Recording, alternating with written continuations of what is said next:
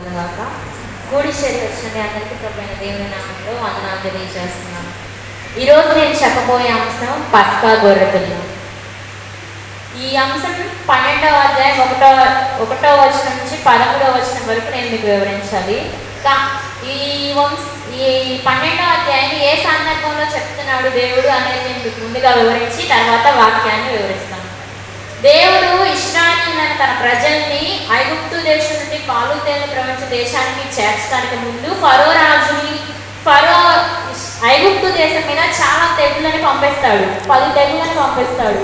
ఆ 10 తెగుళ్ళలో 9 తెగుళ్ళని పంపించిన తర్వాత 10వ తెగులు పంపించడానికి ముందు, అంటే 10వ తెగులు ద్వారా వాళ్ళని నాశనం చేయడానికి ముందు ఈ వాక్యాన్ని మోషే అహరోనుకి దేవుడు చెప్తూ ఉంటాడు. నిర్గమాకాండం 12వ అధ్యాయం 1వ వచనం చదువు.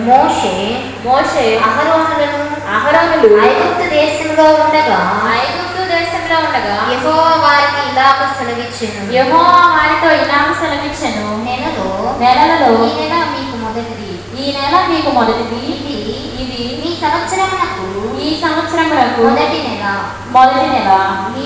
మీరు ఇశ్రాయేలీయుల సర్వ సమాజముతో ఈ నెల దశమి నాడు వారు తమ తమ కుటుంబముల లెక్క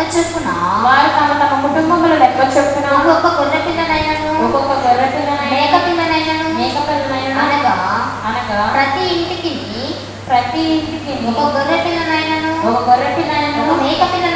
ఒక మేక పిల్లనైనను తీసుకొనవలెను. ఆ గొర్రె పిల్లను తినుటకు ఒక కుటుంబము చాలకపోయిన ఎడల వారి పొరుగువాడును తమ లెక్క చొప్పున దాన్ని తీసుకొనవలెను. చాలండి. మోషే అహరోనులకి దేవుడు ఏమని సెలవిస్తున్నాడంటే, ఈ నెలల్లో మీకు మొదటి నెల, ఇది ఈ సంవత్సరానికి మొదటి నెల, మొదటి తేదీ అని చెప్తున్నాడు. అంటే ఇంతకు ముందు వాళ్ళకి నెలలు లేవని కాదు, కానీ దేవుడు వాళ్ళని, అంటే ఈ రోజు రాత్రి ఇది చెప్తున్నాడు కదా, తెల్లారే వాళ్ళకి విడుదల దొరికింది. ఇశ్రాయేలీయులు అందరూ ఎక్కడికి వెళ్తారు? ఫరో యొక్క ఐగుప్తు దేశాన్ని దాటి సముద్రం దగ్గరికి వెళ్తారు. వాళ్ళకి విడుదల, రక్షణ అనేది దొరికింది. కాబట్టి దేవుడు ఏం చెప్తున్నాడంటే, నెలలలో మీకు ఇది మొదటి నెల, ఇది ఈ సంవత్సరం మొదటిది అని చెప్తున్నాడు. చెప్పి ఏమని చెప్తున్నాడంటే, ఒక్కొక్కడు ఇశ్రాయేలు సర్వ సమాజం మొత్తం ఒక్కొక్కడు ఒక గొర్రె పిల్లని కానీ మేక పిల్లని కానీ ఒక్కొక్కడు తీసుకొని, నిర్దోషమైన దాన్ని తీసుకొని యెహోవాకు పస్కా బలిగా అర్పించి దానిని తినండి. తినటానికి ఒక కుటుంబం అనేది చాలకపోతే ఇంకా 2-3 కుటుంబాలు కలిసి తినవచ్చు. అంటే వాళ్ళ భోజన పరిమితిని బట్టి ఒక కుటుంబం అనేది చాలకపోతే తన పక్క వాళ్ళు కూడా తనతో పాటు కలిసి తినవచ్చు అని చెప్తున్నాడు. ఇందాక చెప్పాను కదా, ఈ నెలలో ఇది మీకు మొదటి నెల అని. ఆ నెలకున్న పేరు ఏంటంటే బైబిల్లో అబీబు అని పిలుస్తారు. ఆ నెలని అబీబు అని పిలుస్తారు, మీసాను అని పిలుస్తారు. ఎస్తేరు గ్రంథం 3వ అధ్యాయం 7వ వచనంలో ఈ మాట ఉంటుంది. చదవద్దులే కానీ ఎస్తేరు 3:7లో ఈ మాసం యొక్క పేరు ఉంటుందండి.